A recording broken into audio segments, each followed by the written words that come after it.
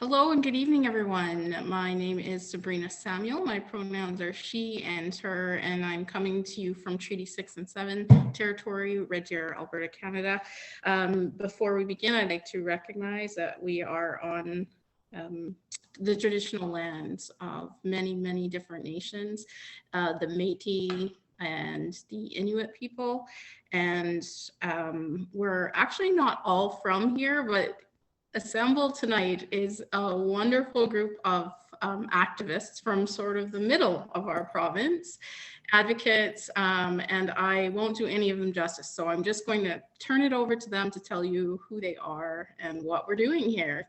And I'm going to start with Dr. Kristopher Wells. Okay, Thanks for coming. I'm coming to you from Treaty 6 territory. My pronouns are he, him. And I'm a professor at MacEwan University in Edmonton. Thank you. Darrin Hagin. Hey, how's it going? Thanks for having us here tonight.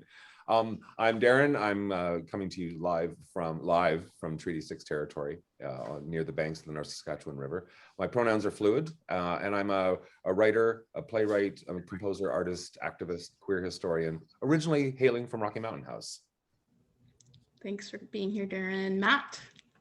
Hi, I'm Matt Gould. I've got quite a few things behind my name as well, as an artist and designer and playwright and a theater director and a newly elected trustee for the Red Deer Public School Board. So I live in Red Deer.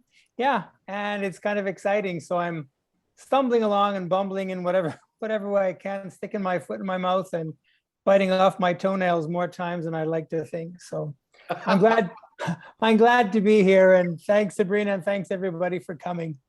Thanks for being here, Matt. You're welcome. Dianne. Well, hello everybody. I am in Red Deer, Alberta, which is Treaty 6 and 7.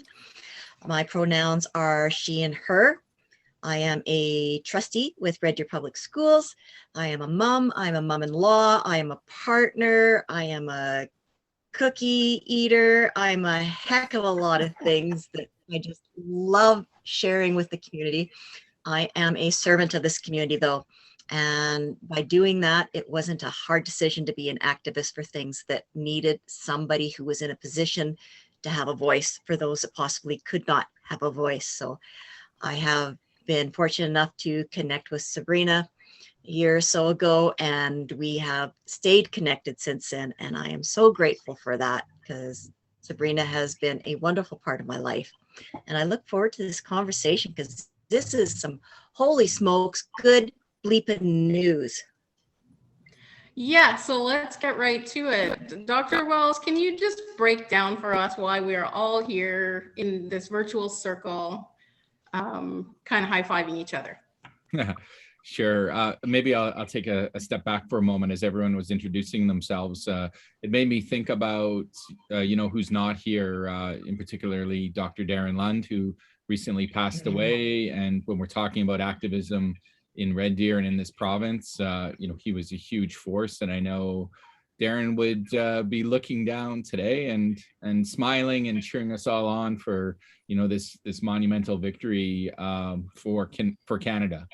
And the courage and the bravery of so many survivors who shared their stories and their truth, and it's their voices that changed our country, and we know we don't take that for granted.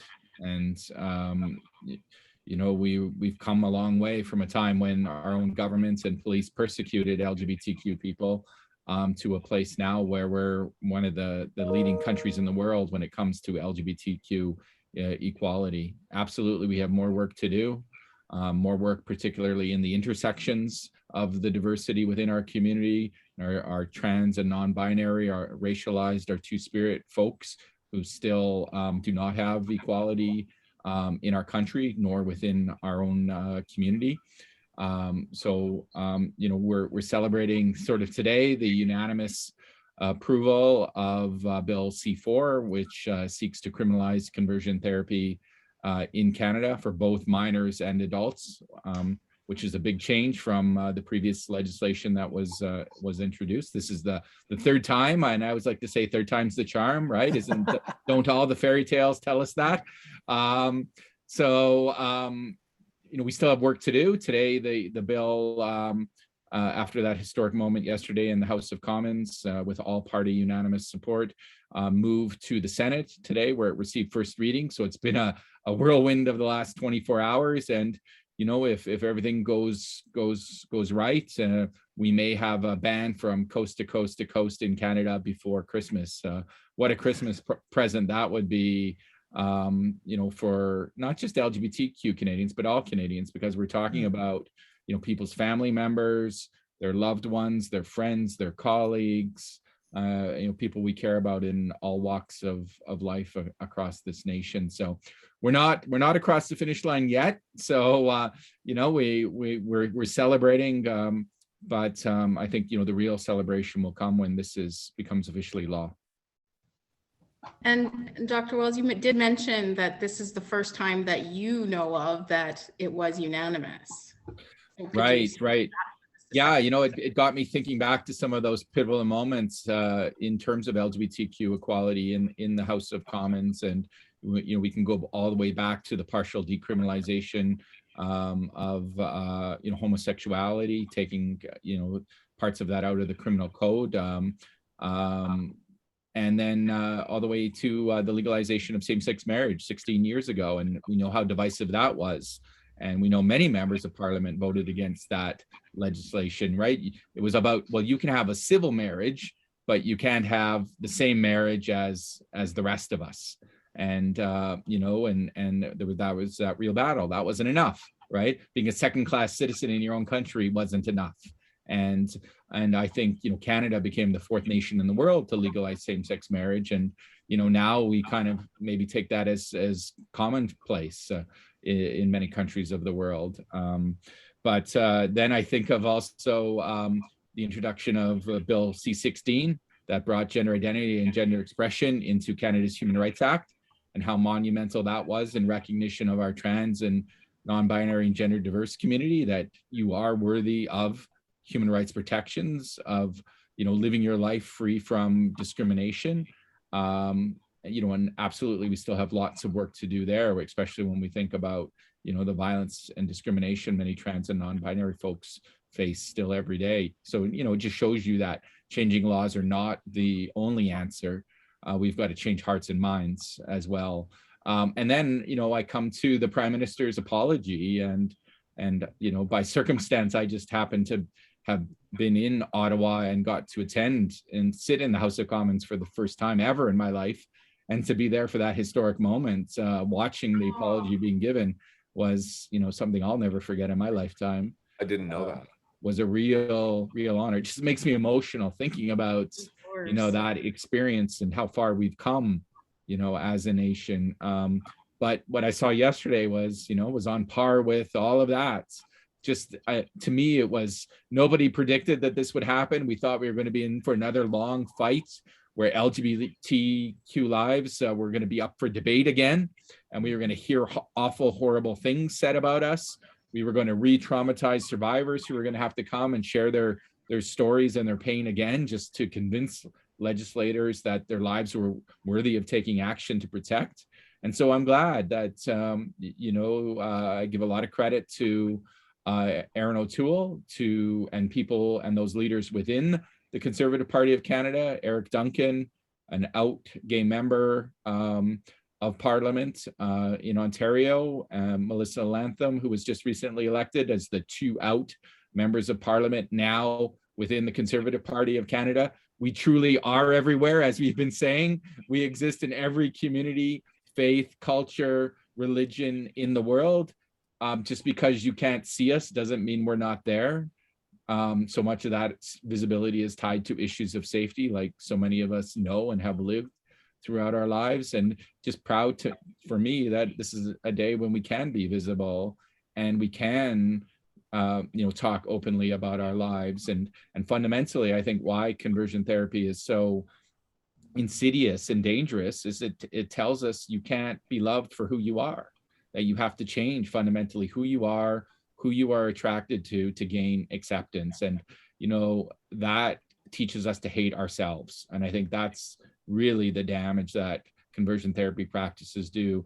And, you know, I don't know an LGBTQ person alive today that hasn't experienced some form of conversion practice in their life, right? That's the reality that so many of us have to go through. You know, some who face, you know, horrific experiences, you know, that run the whole gamut. And it's been said best that, you know, conversion therapy is nothing more than torture.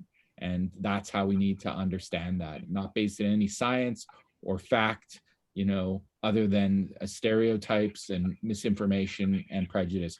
All conversion therapy begins from an anti-LGBTQ ideology, because if you don't see that there's anything wrong with being an LGBTQ person, there's no reason to try to change them.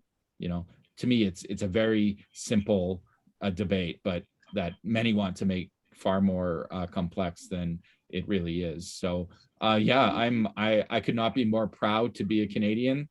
And you know, but the real work will start when the legislation is passed, and it's the education that needs to come, and it needs to start in our schools.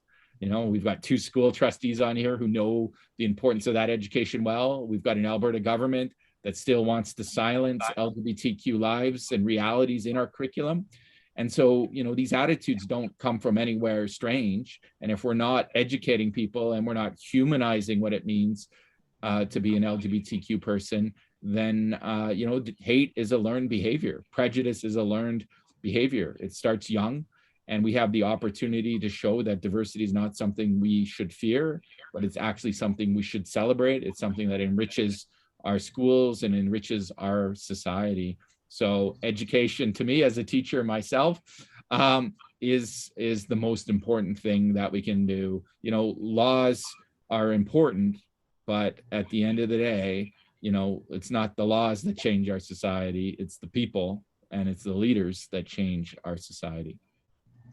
Thank you for that. I am going to pass the ball now to Darrin. And Darrin, you are also, you are from Central Alberta. You're currently living in Edmonton, and yourself and Dr. Wells are have teamed up to do some very interesting things. So I'm pointing at you as a historian now, to tell us how long, you know, it seemed like in that moment, that decision was split second almost, you know, and 1 minute of clapping afterwards from both sides. It was, you know, there's a few moments I remember as a Canadian, one being, you know, like when Ben Johnson came across the line, Katie Lang singing at the Olympics. Like, there's those very momentous times that you remember as a Canadian.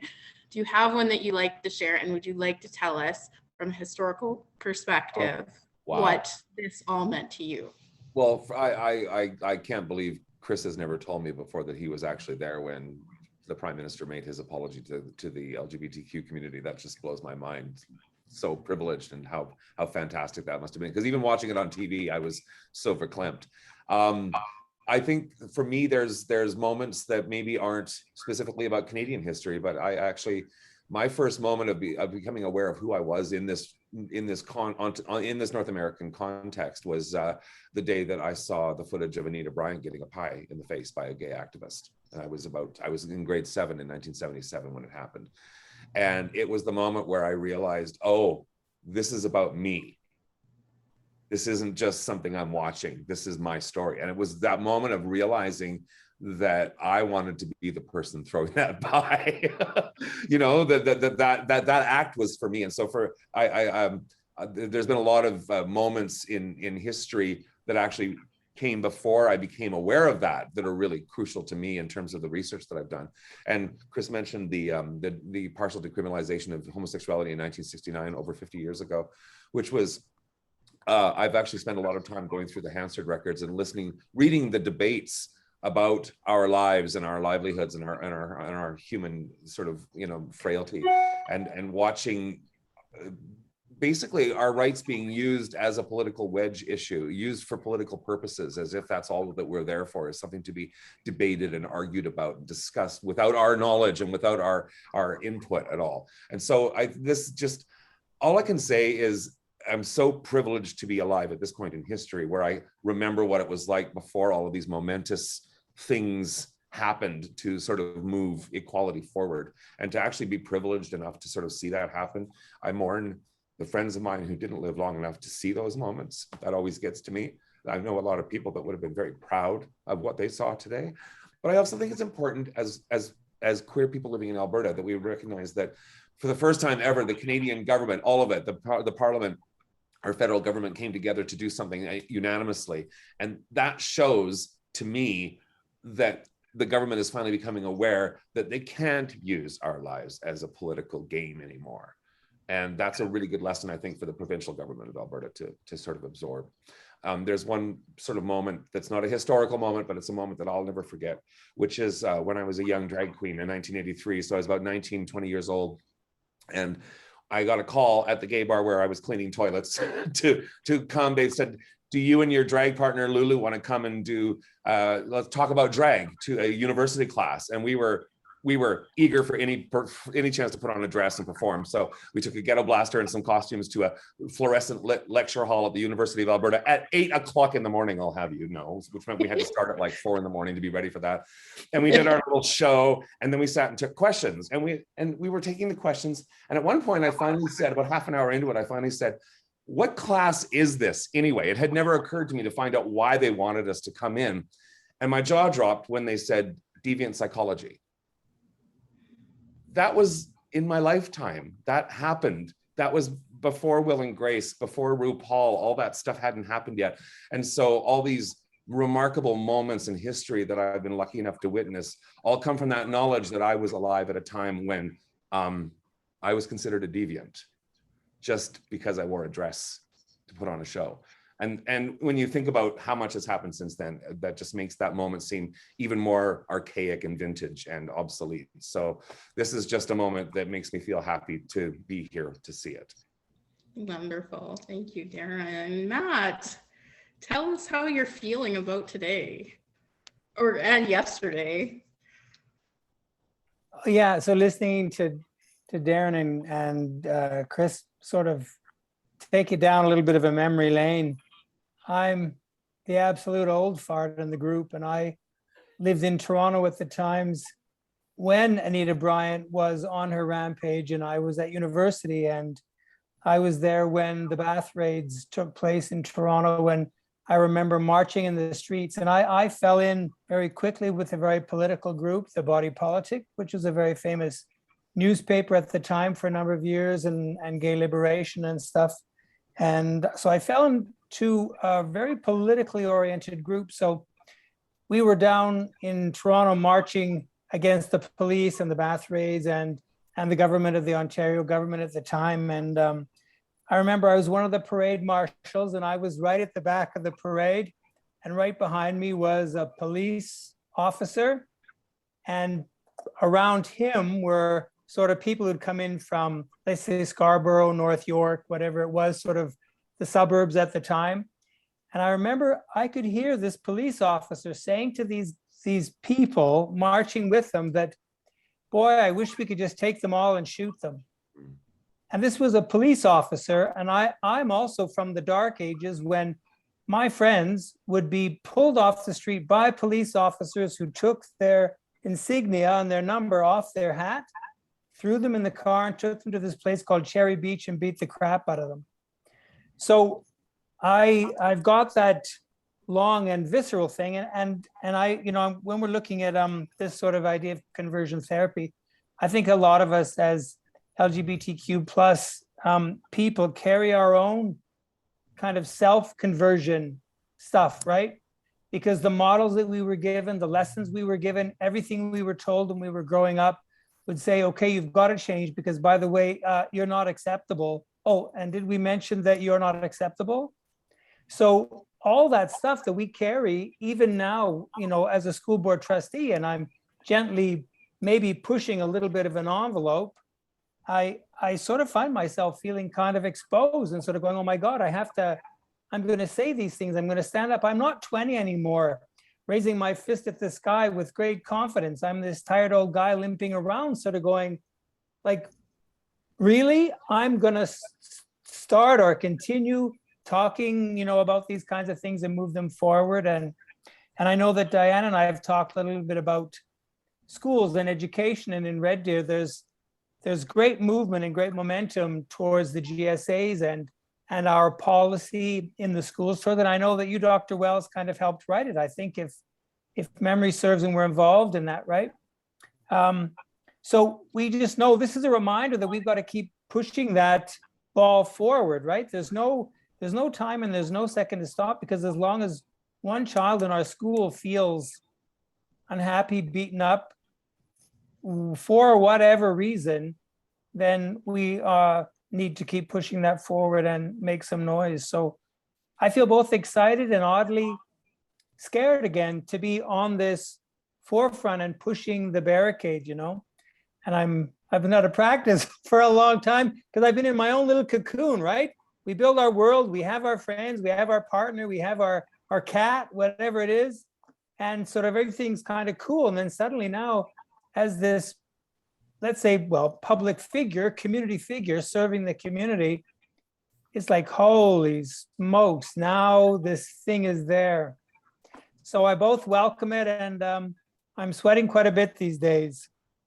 Wonderful. I'd be worried if you were completely confident at this time in history going into a position such as that. And Dianne, did you think you were going to get a word in edgewise with all these gay guys around?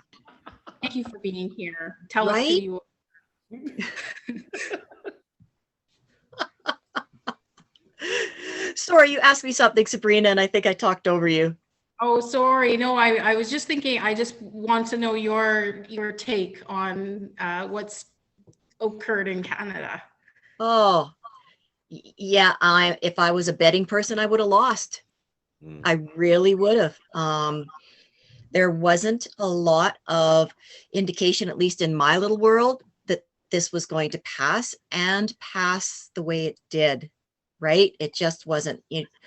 I am more than just a Central Albertan or an Albertan, but gosh, what's been happening in our little province made me think that we are still this island and nothing's going to happen for the better, no matter how many activists and supporters we have. But as I'm hearing these beautiful words around this Zoom meeting, I am reminded that, again, education has to keep going with this, and it is the language.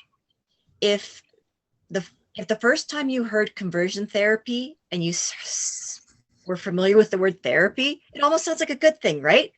It's therapy, right? And it's not. So we need to change the language. We need to be brave enough when the language is spoke in a way that's offensive or harmful or incorrect to be bold enough to say why that is incorrect. And again, that's the knowledge, because some of the parts of our language is changing, because individuals are now feeling at times a little more safer to talk about what they are, what they experience, and how they want to get to the point where they can, oh my gosh, it starts to say how they feel like a part of our community. And that should never have to be said. We are all a part of this community, no matter what, right? But we have to keep having these conversations saying this is a group that feels this way because we've made them feel this way, right? We've made them feel unsafe. We've made them feel like they're not listened to, and we made them feel like they are an oddity.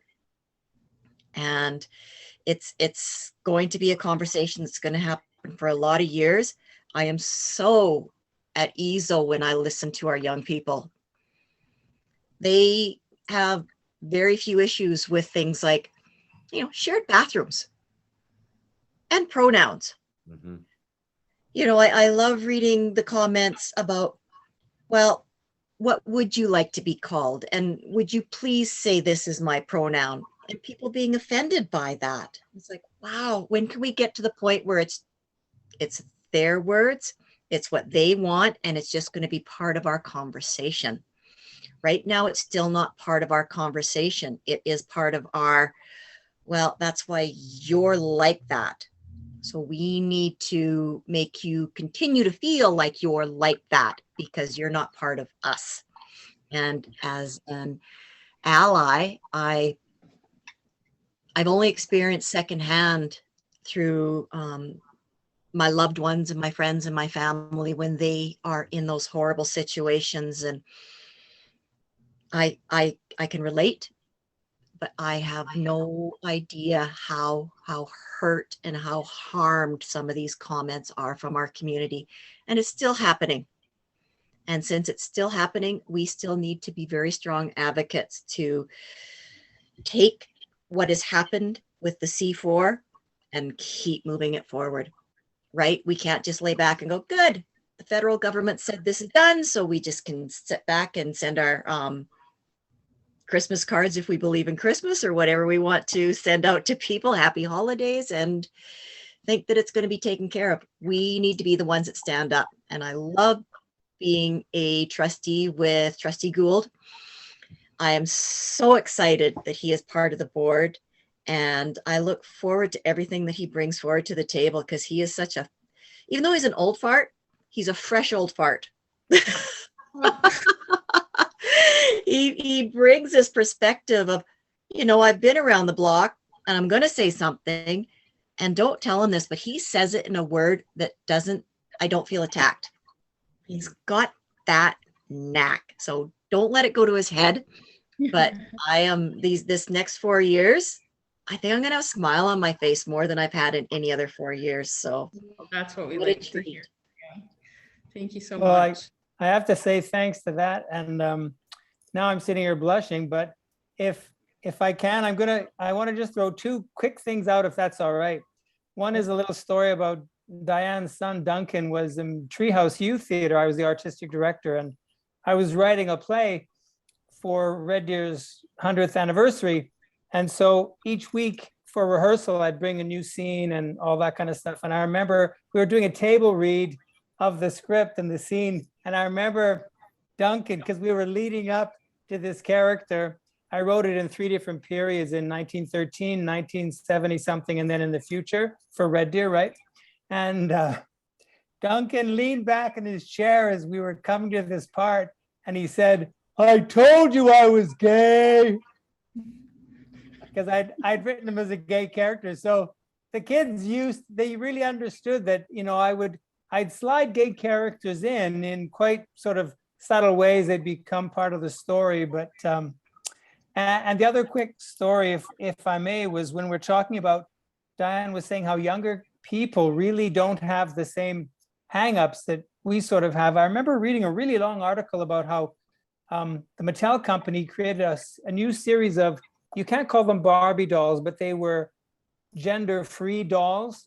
In other words, the faces were quite neutral, the bodies were quite neutral, and then you could dress them up, make them male-ish, female, neutral, gender, all that kind of stuff. And they were tested by 6, 7, 8, 9-year-old kids. And I remember this one story of this one girl who was busy playing with the doll, and she might have genderized it in neutral gender or female, I don't remember which. But anyway, her mother was quite alarmed. And so the girl said, and this is a 7-year-old or something, telling her mother, she said, "Oh, for God's sake, get over it. Who cares if it's going to be he, she, it, whatever? What is your problem?" And there was a boy who was playing with the dolls. He was part of the group, and he made the doll kind of gender neutral. And again, he was a very young child, and his father totally flipped. So we're saying that, you know, these young people, as Dianne is saying, they're all over it. And we, and I know me in particular, I mean, I come from the days where it was gay, straight, and if you were bi, guess what? You were in Bi Town on the way to Gayville, and that was the end of the story, right? Like, nice try. When are you going to get over yourself, David Bowie or whatever? So anyway, I see myself, I'm loving the education that I'm getting, and that I have to move over and say, allow, and even if I don't understand, you know, it's not my lived experience, but it's not my place to say, oh, by the way, shut up. Or by the way, I don't agree with you. So, because it's not my lived experience, I just have to let it be. So I'm liking the fact that I'm really challenged. Oh, So- that's very telling. That's a neat statement, actually. And I guess more people at our age and stage of life need to feel that way about it, I think, or have that perspective. So thanks. Just a few closing minutes here. Does anybody want to add anything or kind of say about maybe what's up next? Like what are we expecting here? Well, I don't know what's ahead, but I think in these moments when things move forward at such a record and seems like a really fast pace, like it seems sudden, even though it's been coming for, decades and decades. And I think these are always the times when I actually, one of the things I've worked on a lot with Chris in the past is the queer history projects of Edmonton and working on unearthing the stories of the city and the province and the battle for equality or any kind of recognition by queer people. And it's amazing to think that this could happen at all in my lifetime. I'll say that again, but it's even more amazing when you actually just go back 80 years and realize what queer people were up against even just 80 years ago, and how remarkable that change is in society. And I mean, that change only came about because so many people worked so hard to change minds, one mind at a time, one conversation at a time. Some people put their lives on the line to move these ideas forward. And it's so exciting to see these ideas kind of cling and latch on to the newer generations and see how they become real. They're not just philosophies anymore. They're actually the way we live our lives now. And that's just remarkable. How about you, Dr. Chris? Any final words of wisdom? Yeah, no, I've just been enjoying this conversation immensely. To thank you for the privilege of joining everyone. This is how community is built, right? It's around the table, it's sharing story and experience, and seeing that we have a lot more in common than often we do. That's different. But yesterday too, I'm not lost by the symbolism of that unanimous vote was on World AIDS Day, right? And we think about that day when we're remembering the devastating losses and those who are not with us any longer. To me, it just increases the poignancy and the relevance of that historic moment. We were talking about what we were exposed to sort of growing up and this societal or this self-conversion therapy. When I went to high school and I graduated in 1989, and I was told that that if you were going to be gay, you were going to get AIDS and be dead by the time you were 30. Why would I come out to that? Like I had no hope for the future, right? It didn't matter, my schooling didn't matter, my life didn't matter, because that's what society told me. And yesterday I was thinking just about those people we've lost, and I could think about them in my own high school. Like we didn't even have a language to be able to name our feelings, but it'd be many years later I learned that one of the students I went to high school with ended up moving away and contracted AIDS and came back home in St. Albert, where I live, to die, and died with his parents not accepting who he was, and and hiding and living in shame. And I can't imagine that experience. And so yesterday was was for them. You had to go there, didn't you? Yeah. It's job to make me cry every time we do it. That's history, right? And we and I think of that slogan that came out of the movement that still grounds us today: silence equals death. And we're still fighting to break that silence, right? And that's why we're talking about curriculum, and that's why we're talking about these issues in the House of Commons. And as you said, working with those young people are really educating us in terms of their own comfortability. I often like to say what I've heard from them, the future is non-binary. Just wait, It's coming. Yeah. Yes. Matt, you are on mute. Enough off mute for my extra verbal gay mouth to start flapping. I'd read somewhere actually that, one of the traits around gay men is that we're real talkers, that we get our verbal skills sort of early and No idea. No, not me. yeah, right. There's no proof of the pudding around here. Well, I guess I would just say that, as you've sort of looked at the history and we've sort of dug back in our archives, our own personal archives and stuff, I remember the joy of coming out when I was 19 in 1976. And the support that I had from my family, they said to me was, like, what took you so long? Oh, okay, thanks. I'll come through my own journey and then I'll tell you. But they've been like unbelievable. So on that personal level, I haven't had any issues at all. And I was able to have that great sexual celebration, liberation of the 70s, right? Leading up to that terrible, terrible dark age of AIDS and stuff. So it is fitting that yesterday took place sort of on International AIDS Day, right? And it's moving all of us here. Obviously know many, many people who passed away. And I know for me, I am just lucky that, because I was of the area, right? Off you go, off you go, off you go, experiment, experiment, experiment. And in lots of ways, I should have been dead, along with a lot of the people that I hung out with. So as for the future and where we're going to go, I think if there's any pushback, which I doubt there's going to be, because remember when we were debating around same-sex marriage, right? This was this huge, huge thing. And the whole world was going to crumble and it was going to fall apart and the fires of hell were going to come spouting out. And meanwhile, 15 years later, oh yeah, this is my husband. Oh yeah, this is my wife, whatever. And nobody's having a fit. Now, maybe some people are, right?